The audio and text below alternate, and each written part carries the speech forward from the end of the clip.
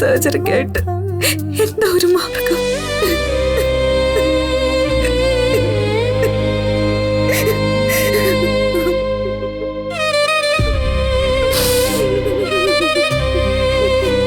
മോളെ, നീ ഇതുവരെ ഉറങ്ങിയില്ലേ? കരയുവാണോ? ഏയ് ഒന്നുമില്ലമ്മേ, ഉറങ്ങാൻ പോവാ. നാളെ പ്രസാദം കൊടുക്കാൻ പോണ്ടതാണേ. ആ അറിയാം. എന്നാ വേഗം കിടന്ന് ഉറങ്ങ്.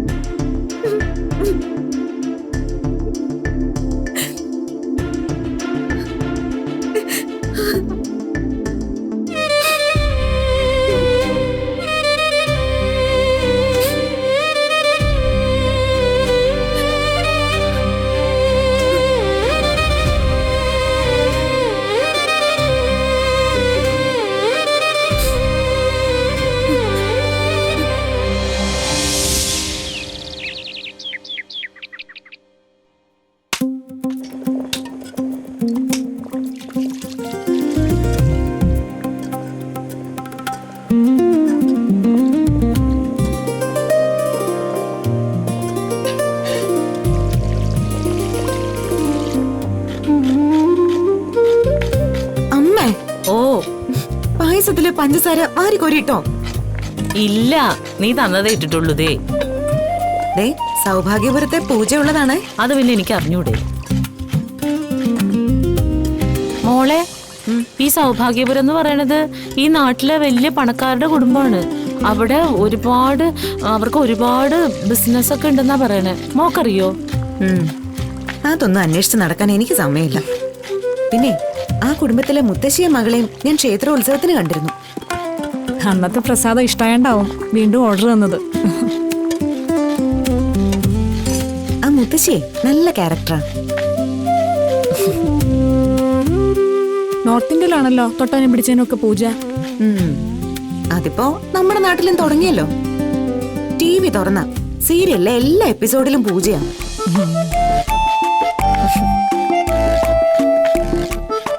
അതൊക്കെ ഞങ്ങളുടെ നാടകം കണ്ടു പഠിക്കണം. പച്ചയായ ജീവിതമാണ്. അല്ലാതെ ഈ പട്ടുസാരി ഉടുത്ത് 50 പവന്റെ സ്വർണ്ണം ഇട്ട് അടുക്കളയിൽ ജോലി ചെയ്യുന്നവർ നിൽക്കൂല. അമ്മേ, അച്ഛൻ എങ്ങനെയാ അമ്മയെ പ്രപ്പോസ് ചെയ്തേ? അയ്യേ പോവണ്ണേ, ഒന്ന് പറയുന്നേ. എന്റെ പൊന്നു ഒച്ച, അതൊക്കെ ഒരു കഥയാ. ഹേ, ആ കഥയൊന്ന് പറയണ്ട അംബികെ. പണ്ട് ശീലാവതി എന്ന് പറയുന്നൊരു നാടകം കളിക്കുന്ന സമയമാ. നാടകം എവിടെ ഉണ്ടെങ്കിലും നിന്റെ അച്ഛൻ മുന്നിൽ വന്നിരിക്കും. എന്നിട്ട് ഞാൻ അഭിനയിക്കുന്നത് ഇങ്ങനെ നോക്കി നിന്നിട്ട് ആവശ്യമുള്ളിടത്തും ഇല്ലാത്തടത്തും ഒക്കെ കൈയടിക്കും. അപ്പോഴത്തേക്ക് എനിക്ക് മനസ്സിലായി കാര്യം എന്താന്ന് മനസ്സിലായി. ഒരു പ്രാവശ്യം ഇതുപോലെ അച്ഛനിങ്ങനെ മുഖത്തേക്ക് നോക്കിയിരുന്നപ്പോ ഞാൻ വെറുതെ ഒന്ന് നോക്കി. പിന്നെ എനിക്ക് കണ്ണെടുക്കാൻ പറ്റിയില്ല. എന്റെ ഡയലോഗും മറന്നുപോയി. പിന്നെ അച്ചേട്ടൻ അവിടെ ഇരുന്ന് എനിക്ക് പറഞ്ഞു തന്നു. അങ്ങനെ പിന്നെ എപ്പോഴോ പറഞ്ഞു ഒന്ന് സംസാരിക്കണമെന്ന്. എന്നിട്ട് സംസാരിക്കാൻ വന്ന കാര്യമാണെങ്കിൽ പറയണ്ട. അച്ചേട്ടൻ നിന്ന് വിറയ്ക്കുമായിരുന്നു. എന്നാലും ആ പേടിയില് പറഞ്ഞു കേട്ടോ. എന്നെ കെട്ടിക്കോട്ടെ എന്ന് ചോദിച്ചു. എന്നിട്ട് നിന്റെ അച്ഛനൊരു ഓട്ടോ ഓടിയതാ. എങ്ങോട്ട്? നേരെ മൂത്രപ്പരലോട്ട്.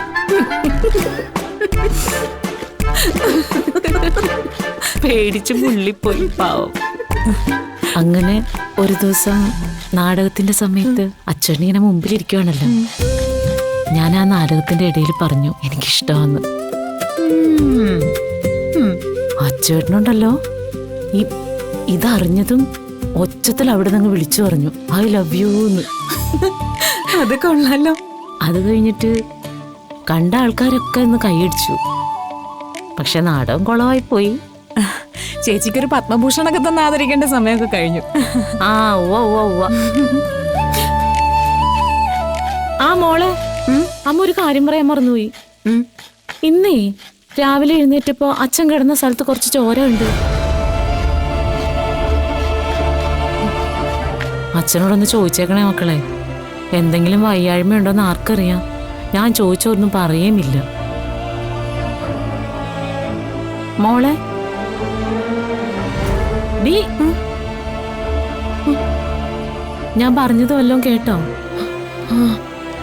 കേട്ടോമ്മ.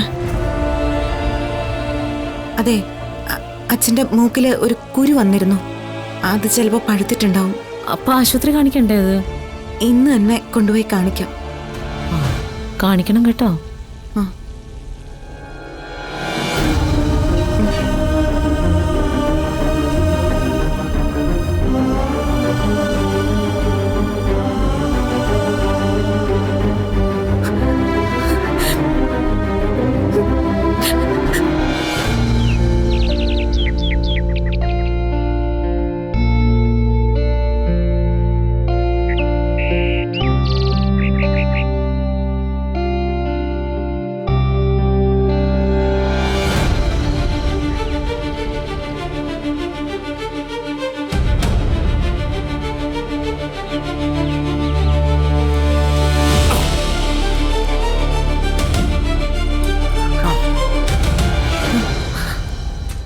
മോളെ, ഒരു പ്രധാന വാർത്തയുണ്ട് പത്രത്തിന്.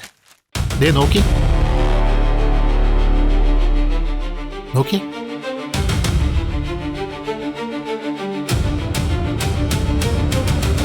ആരോഗ്യമന്ത്രിയുടെ മകൻ ആത്മഹത്യ ചെയ്തതാണെന്ന് സ്ഥിരീകരിച്ച പോലീസ്. ഞാൻ വായിച്ചുതരാം. ആരോഗ്യമന്ത്രിയുടെ മകൻ ആത്മഹത്യ ചെയ്തതാണെന്ന് സ്ഥിരീകരിച്ച് പോലീസ്. ഇതിന്റെ കൂടെ CI അജയ് സാറിന്റെ ഫോട്ടോ ഉണ്ട്. കഴിഞ്ഞ 4 വർഷമായി കൊലപാതകമെന്ന് സംശയിച്ചിരുന്ന കേസ് എല്ലാ തെളിവുകളോടും കൂടി CI അജയ് മാധവൻ ആത്മഹത്യയെന്ന് സ്ഥിരീകരിച്ചു. ഐസ് ക്യൂബുകളിൽ അടുക്കി വെച്ച് അതിൽ കയറിയുന്ന കാലിൽ ഫാനിൽ കുരുക്കിട്ടാണ് മരിച്ചത്. എടി മോളെ, അയാളെ മാനസിക രോഗിയായിരുന്നെന്ന് ഐസ് കടക്കാരൻ പ്രധാന സാക്ഷിയായി.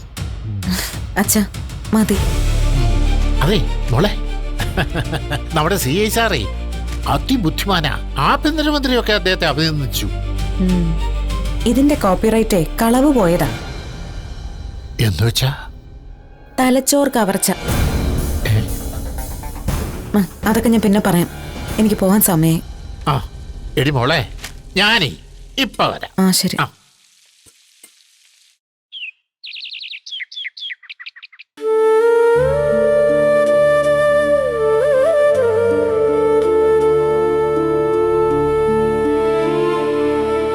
ദേവി സർവമംഗളമംഗല്യേ ശിവേ സർവാർത്ഥസാധികേ ശരണ്യേ ത്രയംബകേ ഗൗരി നാരായണീ നമോസ്തുതേ.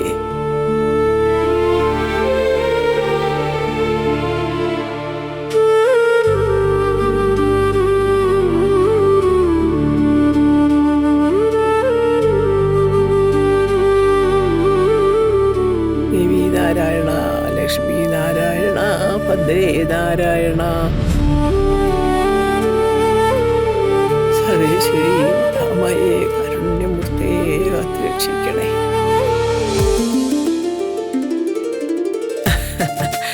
ദേവി, നീ ഇന്ന് ലീവാണോ മോനെ?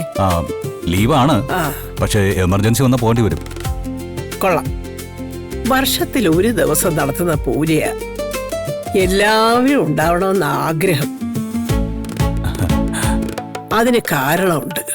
എന്തിനാ നമ്മൾ ഈ ലക്ഷ്മി പൂജ നടത്തുന്നത്? പറഞ്ഞു തന്നതൊക്കെ മറന്നോ? ലക്ഷ്മി എന്നാൽ പണമെന്ന് മാത്രമല്ല മോനെ. നമ്മൾ സമാധാനമായി ഉറങ്ങുന്നതും നമ്മൾ തമ്മിൽ സ്നേഹത്തോടെ സംസാരിക്കുന്നതും നമ്മൾ കഷ്ടപ്പെടുമ്പോൾ നമ്മളെ കൈപിടിച്ചുയർത്തും എന്നുള്ള വിശ്വാസവും ഇതൊക്കെയാണ് യഥാർത്ഥ ലക്ഷ്മി. ഭഗവാനെ, മോനെ, വർഷത്തിലൊരിക്കൽ ഈ പൂജ നടക്കുമ്പോൾ ലക്ഷ്മിയോട് ചോദിക്കുന്നത് പണം മാത്രമല്ല. ഈ വീട്ടിൽ ഐക്യവും സന്തോഷവും നിലനിൽക്കണം. നമ്മൾ അധ്വാനിക്കുന്നതിന്റെ ഫലം കിട്ടണം. ആവശ്യത്തിലധികം കിട്ടി നമ്മൾ വഴിതെറ്റി പോകാതിരിക്കണം എന്നൊക്കെയാണ് പ്രാർത്ഥന. മോനെ, നീ എവിടെ പോയാലും ഈ വീട്ടിലെ വിളക്കിന്റെ വെളിച്ചം നിന്റെ മനസ്സിലുണ്ടാവണം.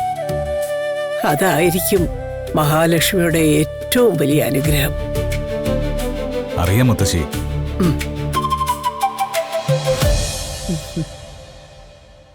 ആ, സംഗീതയുടെ റെഡിയാവുന്നമ്മേ. അഞ്ജനയോ? റെഡിയാവാൻ പറഞ്ഞിട്ടുണ്ട്.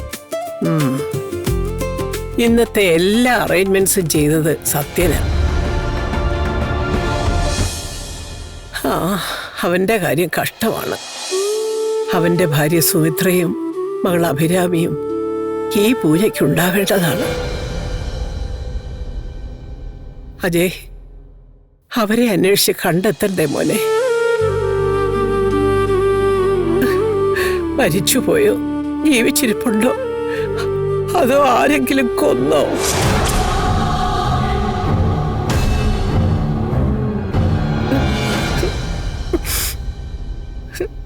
അത് കണ്ടുപിടിക്കണം, അല്ലേ ഭവാനി? ആ അതെ അമ്മേ. മുത്തശ്ശി, ഞാൻ ഉറപ്പ് തരുന്നു, അപ്പച്ചി അഭിരാമിയും ഞാൻ കണ്ടെത്തും. മരണപ്പെട്ടെങ്കിൽ അതും അന്വേഷിക്കും. അഭിരാമി കൊച്ചുകുട്ടിയായിരുന്നല്ലോ, ആരെങ്കിലും തട്ടിക്കൊണ്ടു പോയതാവാം. എല്ലാം അന്വേഷിക്കും.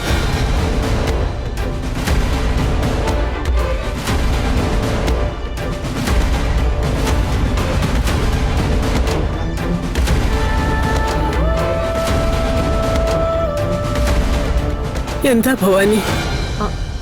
ഒന്നുമില്ലമ്മേ.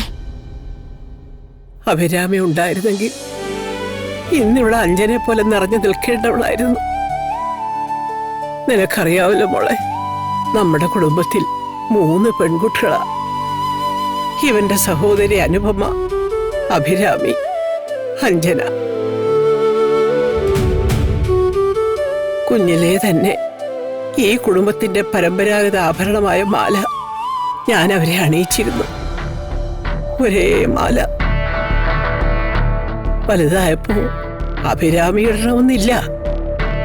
ഇല്ലെങ്കിൽ അവളെ അന്വേഷിച്ച് കണ്ടെത്താമായിരുന്നു. അഞ്ജന എന്തായാലും ആ മാല ഇട്ട് വേണം എന്ന് പൂജയ്ക്കിരിക്കാൻ. കേട്ടല്ലോ?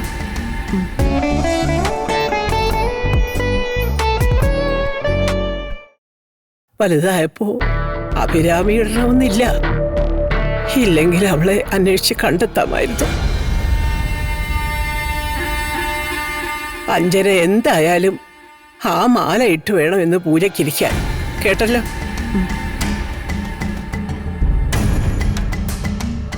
ഞാൻ പറഞ്ഞിട്ട് വരാമേ. അജയ്, എന്താ മുത്തശ്ശി? പൂജാരി എത്താറായില്ലേ മോനെ? നോക്കണം മുത്തശ്ശി. ആ ദേവി,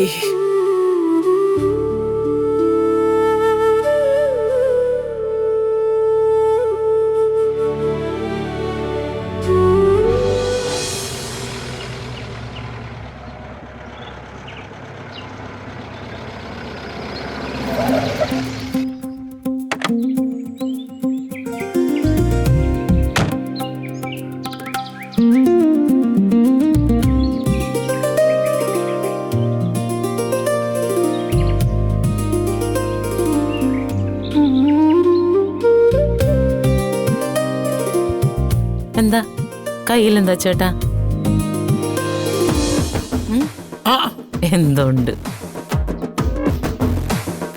നോക്കട്ടെ. മോളെവിടെ? അവള് പോവാൻ റെഡിയാവുന്നു. എന്താ? എന്തോ ഊടായ്പായിട്ടാ വന്നേക്കണ നിന്റെ അച്ഛൻ. എന്താ? ആ. ഏ? ആ, നോക്ക് എന്താ? നോക്ക്.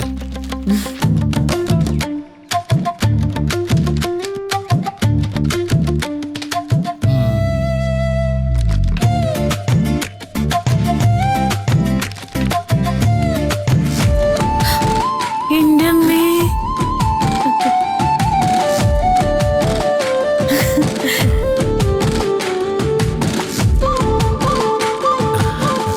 ഇത് നന്നായിട്ടുണ്ടല്ലോ.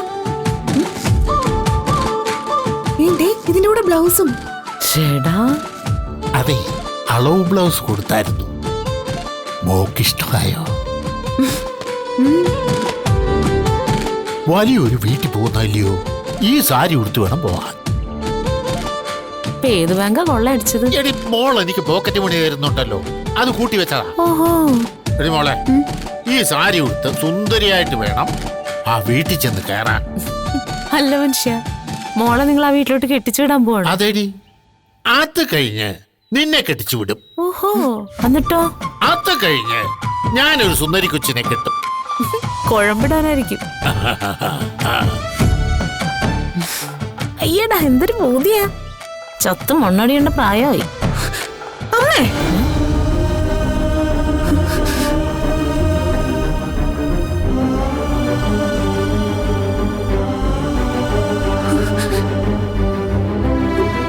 അച്ഛന്റെ മരണത്തെ കുറിച്ചാണോ പറയുന്നത്? അത് ഞാൻ തമാശ പറഞ്ഞല്ലേ. അങ്ങനെ തമാശ പറയണ്ട. എടി മോളെ, ഈ പൊട്ടി പറഞ്ഞാ ഞാൻ മരിക്കുമെന്നാണ്. ഇവളൊരു തമാശ പറഞ്ഞല്ലയോ.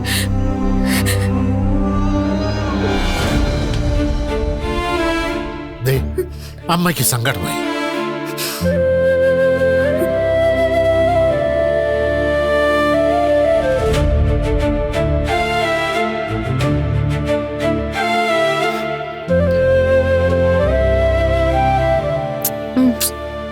സോറി അമ്മ. പോ.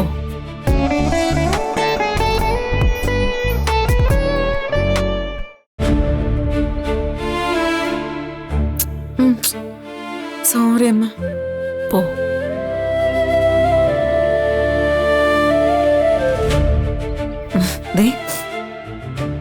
നടനത്തിലകം അംബിക ഒന്ന് ക്ഷമിക്ക്.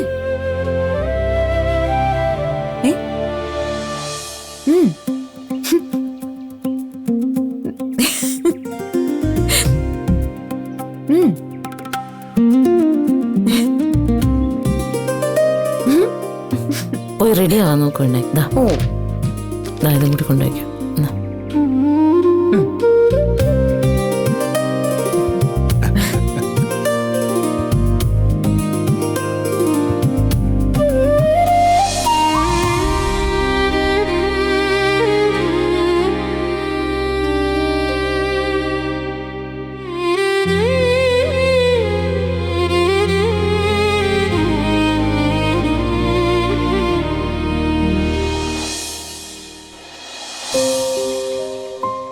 അച്ചുട്ടാ, ഞാനിങ്ങനെ തമാശക്ക് എപ്പോഴും പറയാറുള്ളല്ലേ.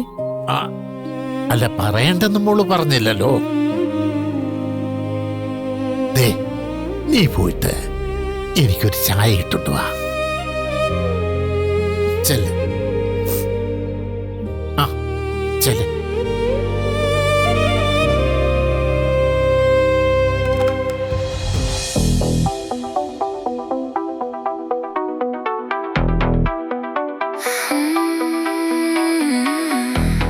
അഞ്ജന, നീ ഇതുവരെ റെഡിയായില്ലേ? മുത്തശ്ശി അന്വേഷിക്കുന്നുണ്ട്. വേഗം. അമ്മേ, എന്റെ ഫ്രീഡം എനിക്കുള്ളതാ. മുത്തശ്ശി ഈസ് വെരി ഓൾഡ് സ്കൂൾ. അവര് പറയുന്ന പോലെ ടൈം ടേബിൾ നോക്കി അനുസരിക്കാൻ കഴിയൂ? I can't. Be careful Anjana.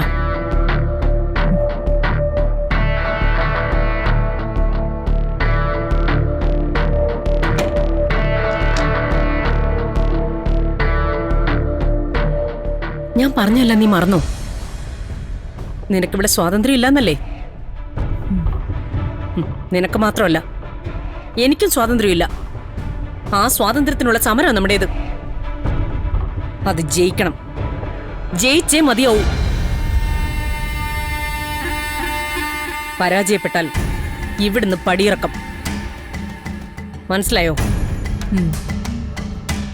എന്തു വന്നാലും പിന്നോട്ടില്ല എന്ന് മനസ്സിൽ ദൃഢപ്രതിജ്ഞ എടുക്കണം. ഒരു സമരവും ലളിതമല്ല, കഠിനമാ. നമ്മുടെ യാത്രയും അങ്ങനെ തന്നെയാ. ഞാൻ എന്താ വേണ്ടത്? വേഗം ഒരുങ്ങണം അല്ലേ? എന്തു പറഞ്ഞാലും അനുസരിക്കുക. അജയുമായുള്ള വിവാഹമാ ആദ്യത്തെ ടാർഗറ്റ്. അവനെ വേണമെന്ന് നിർബന്ധം എനിക്കില്ലായിരുന്നു. പക്ഷെ ഇപ്പൊ ഉണ്ട്. അവനെന്നെ അവോയ്ഡ് ചെയ്യാൻ ശ്രമിക്കുക. അതുകൊണ്ട് തന്നെ എന്റെ ടാർഗറ്റ് അവനാ. Good girl. അമ്മ കൂടെ ഉണ്ട്.